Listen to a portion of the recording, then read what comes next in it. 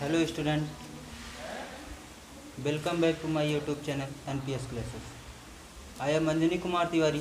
चलिए, हमारा जो क्लास 10th का जो टॉपिक चल रहा था उसमें हम अपने टॉपिक को और आगे की ओर बढ़ाते हुए हम बात आज करते हैं किसकी, न्यूट्रिशन के बारे में ही बात चल रही थी। पिछले वीडियो में हमने क्या देखा था, स्टेप ऑफ न्यूट्रिशन, यानी जो न्यूट्रिशन होता है उसका स्टेप क्या होता है। स्टेप उसके 5 होते हैं। इंजेशन होता है, फिर डाइजेशन होता है, फिर एब्जॉर्प्शन होता है, फिर एसिमिलेशन होता है, उसके बाद फिर इजेशन होता है। तो आज हमें क्या करना है, उन सारे पॉइंट्स हम पढ़ चुके हैं, जो स्टेप न्यूट्रिशन के जितने भी स्टेप्स हम पढ़ चुके हैं उन्हीं स्टेप के बारे में आज बात करेंगे। लेकिन हम आज बात किस पे करेंगे, एक ऑर्गेनिज्म के बारे में, एक ऑर्गेनिज्म के बारे में बात करते हुए इस बात को थोड़ा और आगे बढ़ाएं। चलिए आइए, आज का हमारा जो टॉपिक है वो क्या है, न्यूट्रिशन इन अमीबा, यानी अमीबा के अंदर जो न्यूट्रिशन होता है वो कैसे कंप्लीट होता है। आज बात हम किस पे करेंगे, न्यूट्रिशन इन अमीबा, यानी जो अमीबा होता है उसमें जो न्यूट्रिशन होता है वो कैसे होता है। ओके, चलिए आइए हमारे साथ देखते हैं। Amoeba is a holozoic organism. सबसे बड़ी पहली चीज कि अमीबा कैसा ऑर्गेनिज्म होता है, होलोजोइक ऑर्गेनिज्म। यहाँ पे होलोजोइक ऑर्गेनिज्म का मतलब क्या होता है, होलोजोइक मतलब ऐसे ऑर्गेनिज्म जो कि अपना भोजन किस रूप में लेते हैं, सॉलिड रूप में लेते हैं। होलोजोइक आपने पीछे पढ़ा था कि होलोजोइक, पिछली वीडियो में हमने बताया आपको होलोजोइक के बारे में कि होलोजोइक ऐसे ऑर्गेनिज्म होते हैं जो कि क्या करते हैं, अपना भोजन एक सॉलिड फॉर्म में लेते हैं। अपना भोजन कैसे लेते हैं, एक सॉलिड फॉर्म में लेते हैं। उस तरीके के ऑर्गेनिज्म को होलोजोइक ऑर्गेनिज्म कहा जाता है, ठीक है ना। So it does not absorb it food. तो भाई अगर सॉलिड रूप में उसका भोजन है तो उसको तो वो सोख सकता नहीं है, क्योंकि अगर वो लिक्विड सब्सटेंस होता तो उसको आसानी से उसके ऊपर जाके उसको एब्जॉर्ब कर लेता, सोख लेता। लेकिन यहाँ पे क्या है, वो होलोजोइक ऑर्गेनिज्म है, इसलिए वो क्या कर सकता है, किसी भी फूड पार्टिकल्स को अपने एब्जॉर्ब नहीं कर सकता है, किसी भी फूड पार्टिकल को अपने एब्जॉर्ब नहीं कर सकता है। बट इंजेस्ट इट्स फूड, लेकिन वो अपना फूड इंजेस्ट तो कर सकता है। इंजेस्ट करने का मतलब इंजेशन की प्रोसेस तो उसमें हो सकती है। इंजेशन की प्रोसेस होने का मतलब कि कोई सॉलिड फॉर्म हम जो अपने मुख के अंदर taking in of food is known as ingestion, यानी जब हम फूड को इन करते हैं अपने मुख में, माउथ में, उसी को क्या कहते हैं, इंजेशन कहते हैं ना। तो इंजेशन यानी वो एब्जॉर्प्शन ना करके क्या करेगा, इंजेशन कर सकता है, यानी अपने फूड को वो इंजेशन तो कर सकता है, एब्जॉर्प्शन नहीं कर सकता है, लेकिन इंजेशन कर सकता है। Okay, being unicellular in nature, इसका नेचर कैसे होता है, ये यूनिसेलुलर होता है। यूनिसेलुलर मतलब एक कोश की जीव होता है, इसके अंदर केवल एक सेल पाई जाती है। ऐसे ऑर्गेनिज्म जिनके अंदर एक सेल पाई जाती है उन्हें हम क्या कहते हैं, यूनिसेलुलर ऑर्गेनिज्म। ये आप 9th क्लास में पढ़ के आए हो।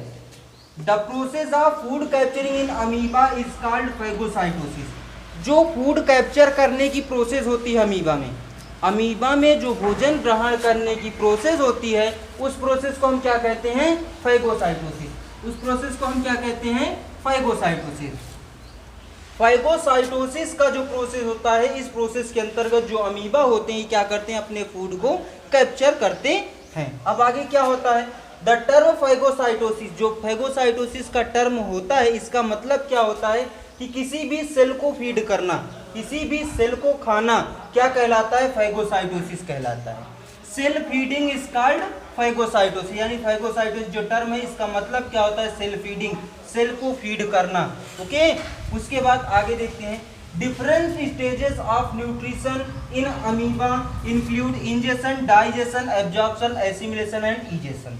होता क्या है कि जो अमीबा का न्यूट्रिशन होता है, इस अमीबा के न्यूट्रिशन में आपको क्या दिखने को मिलेगा, इंजेशन भी दिखने को मिलेगा, डाइजेशन भी होगा, एब्जॉर्प्शन भी होगा, एसिमिलेशन भी होगा और इजेशन, यानी कुल मिला के इनके जो 5 स्टेजेस न्यूट्रिशन की होती हैं वो 5 के 5 न्यूट्रिशन की स्टेजेस आपको कहाँ पे दिखेंगी, इस अमीबा में, जो कि कैसा ऑर्गेनिज्म होता है, होलोजोइक ऑर्गेनिज्म होता है। इतनी बात समझ में आई। अब आगे देखते हैं कि इसके जितने भी स्टेप्स हैं या स्टेजेस जो हैं उन स्टेजेस के बारे में बात करते हैं। तो हमारी सबसे पहली स्टेप क्या होती है भाई, जब हम कोई भी ऑर्गेनिज्म जब फूड को इनटेक करेगा तो सबसे पहले क्या करेगा, वो इंजेशन करेगा। सबसे पहली प्रोसेस जब न्यूट्रिशन की स्टार्ट होती है तो कहाँ से होती है, स्टेज फर्स्ट, जिसको क्या कहते हैं, इंजेशन, जिसको क्या कहते हैं, इंजेशन। अब इंजेशन में क्या होगा, it occur with the help of special structure called pseudopodia. इनके अंदर एक स्ट्रक्चर पाया जाता है, एक संरचना पाई जाती है जिसको हम क्या कहते हैं, स्यूडोपोडिया कहते हैं, जिनको हम क्या कहते हैं, स्यूडोपोडिया। यानी एक अनोखा स्ट्रक्चर पाया जाता है इन जीवों के अंदर जो कि क्या करता है, हेल्प करता है किसमें, इंजेक्शन में, इंजेक्शन में उनकी मदद करता है वो, ठीक है ना, उसको हम क्या कहते हैं, स्यूडोपोडिया कहते हैं। एक चीज याद रखिएगा, स्यूडोपोडियम का जो पी होता है ये साइलेंट होता है, ओके। हम इसको हमेशा स्यूडोपोडिया पढ़ते हैं, ना कि पी स्यूडोपोडिया पढ़ते हैं। क्या पढ़ते हैं इसको हमेशा, स्यूडोपोडिया, क्योंकि इसका जो पी होता है वो हमेशा साइलेंट रहता है। इतनी बात समझ में आई।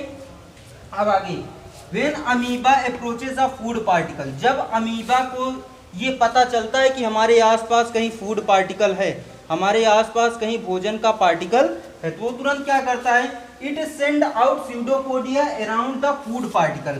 वो तुरंत क्या करता है, जो उसका स्यूडोपोडिया होता है उस स्यूडोपोडिया के उसको उस फूड पार्टिकल के चारों तरफ भेज देता है। यानी कहने का मतलब हमारी ये है कि जो फूड पार्टिकल, मान लो जैसे ये फूड पार्टिकल है, ओके, इस फूड पार्टिकल को क्या करेगा, अमीबा यहाँ पे बैठा था, ये मान लो ये अमीबा है आपका, ठीक, ये अमीबा था, अमीबा यहाँ पे बैठा हुआ था, इसने देखा कि यहाँ पे सामने एक फूड पार्टिकल है, इसने तुरंत क्या किया, स्यूडोपोडिया के जरिए अपने स्ट्रक्चर को चेंज किया, स्यूडोपोडिया के जरिए क्या किया, अपने स्ट्रक्चर को चेंज किया, और क्या करेगा, ये वाली जो लेयर है, ये लेयर थोड़ी और इस तरीके से हो करके ये कुछ इस तरीके से आके फॉर्म हो जाएगा, इस तरीके से बन जाएगा, ठीक। यानी कहने का मतलब ये है कि जो अमीबा होगा वो क्या करेगा, उस फूड पार्टिकल्स को अपने चारों तरफ से घेर लेगा, किसके जरिए, स्यूडोपोडिया के जरिए, स्यूडोपोडिया के जरिए अमीबा क्या करेगा, उस फूड पार्टिकल को चारों तरफ से घेर लेगा। अब रही बात चारों तरफ से घेरने का मतलब, वो ऐसे भी घेर सकता है, कोई जरूरी नहीं कि वो पूरा फूड को अपने अंदर इनटेक करे। पहले क्या करेगा, इंजेक्शन में चारों तरफ स्यूडोपोडिया बढ़ने लगेगी और ये ऐसे बीचों बीच ऐसे ही घेरता चला जाएगा। फिर कुछ समय बाद क्या होगा, कुछ समय बाद फिर ये क्या होगा, ये आपस में ऐसे पूरा मिल जाएगा और ये वाली जो स्ट्रक्चर थी ये स्ट्रक्चर एकदम से खत्म हो जाएगी, यानी जो भोजन का इंजेक्शन होना था वो उसके अंदर हो गया। बात समझ में आई इतनी। उसके बाद क्या हो, gradually the food particle become trap in the form of food vacuole. होगा क्या कि उसका जो फूड पार्टिकल होगा, जो फूड पार्टिकल होगा वो उसके अंदर समाहित हो जाएगा in the form of food vacuole. किसके रूप में, फूड वैक्यूल के रूप में, यानी भोजन की एक रिक्तिका के रूप में क्या होगा, उस अमीबा के अंदर वो जो फूड पार्टिकल होगा वो उसके अंदर जाके समाहित हो जाएगा। फिर आगे क्या होगा, इतनी बात समझ में आई। यानी ये पूरी प्रोसेस थी किसकी, इंजेक्शन की। इंजेक्शन के बाद फिर स्टार्ट क्या होगी आपकी, डाइजेशन। डाइजेशन में क्या होगा, the food vacuole contain the food move in the cytoplasm. जो फूड वैक्यूल के रूप में था भाई, वो एक स्थान से दूसरे स्थान क्या करेगा, मूव करेगा। जो फूड वैक्यूल है वो पूरे अमीबा के शरीर में एक स्थान से दूसरे स्थान पर मूव करने लगेगा। जब मूव करेगा, contain the food move in the cytoplasm. कहाँ पे मूव करेगा, साइटोप्लाज्म। भाई सेल होता है, आपने 9th क्लास में पढ़ा था कि जो सेल होती है, सेल के अंदर एक फ्लूइड भरा हुआ होता है, उस फ्लूइड को हम क्या कहते हैं, साइटोप्लाज्म कहते हैं ना। तो जो साइटोप्लाज्म है, इस साइटोप्लाज्म में वो जो फूड पार्टिकल होता है चारों तरफ मूव करने लगता है। फिर क्या होता है, and various digestive enzyme enter the vacuole. होता क्या है कि जो डाइजेस्टिव एंजाइम्स होते हैं वो उसके अंदर, उस वैक्यूल के अंदर इंटर करना शुरू करते हैं। भाई मान लो ये वैक्यूल है, इस वैक्यूल के पास क्या करेंगे, कई सारे डाइजेस्टिव एंजाइम है इस अमीबा के अंदर, ये सब क्या करेंगे, इनके अंदर प्रवेश करना शुरू करेंगे, ठीक। और उसके बाद क्या करेंगे, एंड डाइजेस्ट द फूड, और वो क्या करेंगे, फूड को डाइजेस्ट करना शुरू करेंगे, क्योंकि बिना डाइजेस्टिव एंजाइम के तो फूड डाइजेस्ट होगा नहीं। तो क्या होगा यहाँ पे कि जो वेरियस एंजाइम, डाइजेस्टिव एंजाइम होंगे, जो विभिन्न प्रकार के उनमें डाइजेस्टिव एंजाइम होंगे, वो उस वैक्यूल के अंदर इंटर करेंगे और इंटर करने के बाद उस फूड को डाइजेस्ट करना शुरू करेंगे। So the digestion is intracellular. और ये जो डाइजेशन होगी कैसी होगी, इंट्रासेलुलर होगी। इंट्रासेलुलर होने का मतलब inside the cell, that is inside the cell. मतलब इसका क्या हुआ कि भाई जितनी भी प्रोसेस हो रही है डाइजेशन की, वो कहाँ पे हो रही है, ये मान लो ये अमीबा का सेल है, ठीक, अमीबा के सेल के अंदर ही तो डाइजेशन हो रहा है। किसी सेल के अंदर अगर कोई भी चीज डाइजेस्ट होती है तो इस तरीके के डाइजेशन को क्या कहते हैं, हम इंट्रासेलुलर कहते हैं।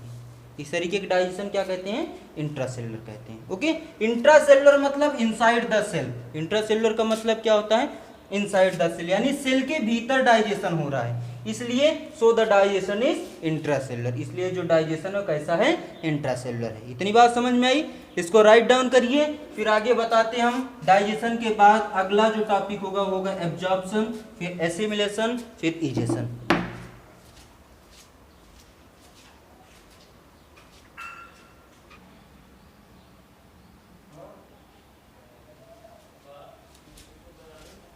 चलिए अब हम बात किसकी करते हैं, एब्जॉर्प्शन एंड एसिमिलेशन की, यानी एब्जॉर्प्शन और एसिमिलेशन क्या होता है। ओके, आइए देखते हैं। The digested food from the vacuole diffuses into the cytoplasm. होता क्या है कि जब फूड पूरा डाइजेस्ट हो जाता है, डाइजेस्ट होने के बाद वो पूरे साइटोप्लाज्म में क्या हो जाता है, मिल जाता है, साइटोप्लाज्म में मिल जाता है। This is called absorption and assimilation. Absorption का मतलब कि कोई भी न्यूट्रिएंट का अवशोषण होना, और एसिमिलेशन मतलब उस न्यूट्रिएंट का पूरे बॉडी में मिलना।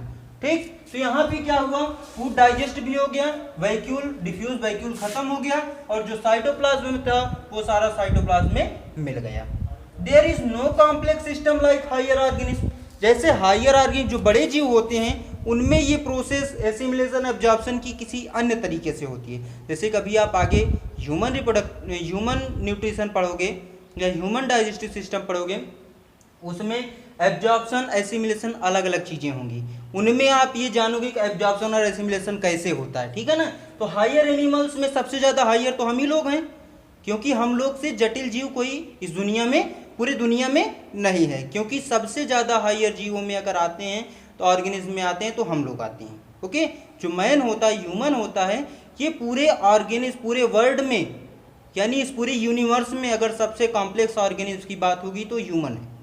ठीक, ह्यूमन से कॉम्प्लेक्स ऑर्गेनिज्म इस पूरे यूनिवर्स में कुछ नहीं है। ओके, तो यहाँ पे क्या बात हो रही है कि जैसे कॉम्प्लेक्स ऑर्गेनिज्म में जो सिस्टम होता है एब्जॉर्प्शन और एसिमिलेशन का, इनमें उस तरीके का एब्जॉर्प्शन और एसिमिलेशन नहीं होता है। The food in the cytoplasm is now utilised for respiratory needs. ये जो फूड साइटोप्लाज्म में मिलता है, यूटिलाइज होता है, किसमें खर्च होता है, फॉर रिस्पिरेटरी नीड। किसके लिए, ये रिस्पिरेटरी नीड्स के लिए, यानी श्वसन में इनका इस्तेमाल हो जाता है। श्वसन में इस्तेमाल होता है तभी क्या होता है, जब वो श्वसन करते हैं, श्वसन करते समय उनके अंदर क्या होता है, एनर्जी का प्रोडक्शन होता है, और जब उनके अंदर एनर्जी का प्रोडक्शन होता है तो एनर्जी क्या करती है, also for growth, wear and tear function. होता क्या, उनमें ग्रोथ होता है, बियर मतलब जो कुछ भी क्षतिग्रस्त कोशिकाएं होती, कहीं भी जो क्षतियां पहुंचती हैं उन क्षतियों का निर्माण होता है। उसके साथ साथ टीयरिंग फंक्शन। टीयरिंग फंक्शन का मतलब ये होता है कि जो अमीबा होता है इसमें हमेशा बाइनरी फिजन होता है। बाइनरी फिजन का मतलब ये जब रिप्रोडक्शन करता है तो अपने शरीर को दो बराबर भागों में बांट देता है और उससे दो डॉटर सेल्स निकल जाती हैं, बन जाती हैं। ठीक है, तो उसमें भी ये जो एनर्जी का प्रोडक्शन होता है वो मदद करता है। इतनी चीज समझ में आई। अब आगे बात हम करते हैं इजेशन की। इजेशन क्या होता है, इजेशन में अमीबा के अंदर कोई एक फिक्स्ड प्लेस नहीं है कि जिसके जरिए वो इजेशन करेगा, यानी there is no fixed place in amoeba. Amoeba के अंदर कोई भी फिक्स प्लेस नहीं है इजेशन करने के लिए। As there is no anus for the egestion of food, यानी इजेशन ऑफ फूड को, फूड का इजेशन करने के लिए, रिमूवल ऑफ वेस्टेज प्रोडक्ट को करने के लिए, रिमूव आउट करने के लिए इनमें कोई एक निश्चित एनस नहीं होता है कि उसी एनस के जरिए अपना जो भी food particle, undigested food particle होगा उसको बाहर करेंगे, बल्कि इनमें क्या होता है, the undigested food is removed off from the cell from any part by a small ruptured in the cell membrane. होता क्या है कि इनमें जो भी अनडाइजेस्ट फूड होता है, जो भी बचा खुचा भोजन होता है जो कि नहीं पचता है, उनके सेल से रिमूव आउट हो जाता है, बाहर हो जाता है किसी भी पार्ट से। सेल के किसी भी पार्ट में क्या होता है, एक छोटे सा छोटा सा सेल जो है वहाँ की छोटी सी ब्रेक डाउन हो जाती है और सेल मेम्ब्रेन में थोड़ा ब्रेक डाउन आ जाता है, और वैसे जैसे वो ब्रेक डाउन होता है उसी स्थान से क्या होता है, जो भी अनडाइज्ड फूड पार्टिकल होता है वो रिमूव ऑफ हो जाता है, यानी बाहर निकल जाता है। This process is called exocytosis, और इस प्रोसेस को क्या कहते हैं हम, एक्सोसाइटोसिस कहते हैं। एक्सोसाइटोसिस का मतलब क्या होता है, जब किसी अमीबा के अंदर से क्या हो, कोई भी वेस्टेज या अनडाइजेस्ट फूड क्या हो उसके शरीर से बाहर निकले, किसके जरिए, सेल मेम्ब्रेन के जरिए, इस प्रोसेस को क्या कहते हैं, एक्सोसाइटोसिस कहते हैं। इस प्रोसेस को क्या कहते हैं, एक्सोसाइटोसिस। इतनी बात समझ में आई। अब आइए इसी पूरे जो कुछ भी हमने पढ़ा उसको एक फिगर के द्वारा समझते हैं कैसे होता है।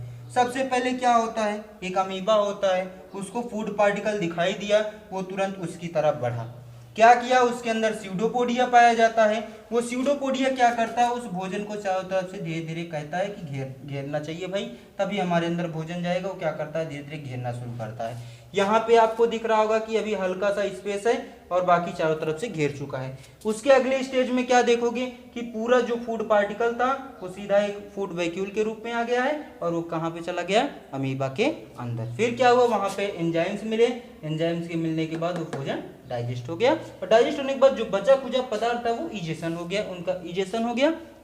बाकी और जो कुछ भी प्रोसेस होनी थी वो सारी एनर्जी के फॉर्मेशन में चली गई या एनर्जी प्रोडक्शन में चली गई, जो भी न्यूट्रिटिव ऑब्जेक्ट थे उनमें, न्यूट्रिटिव सब्सटेंसेस थे। इतनी बात समझ में आई।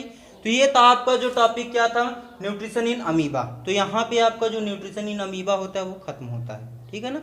इसमें न्यूट्रिशन इन अमीबा में इंजेक्शन होता है, डाइजेशन होता है, फिर एब्जॉर्प्शन या एसिमिलेशन होता है, उसके बाद फिर इजेशन होता है, यानी पूरी प्रोसेस होती है।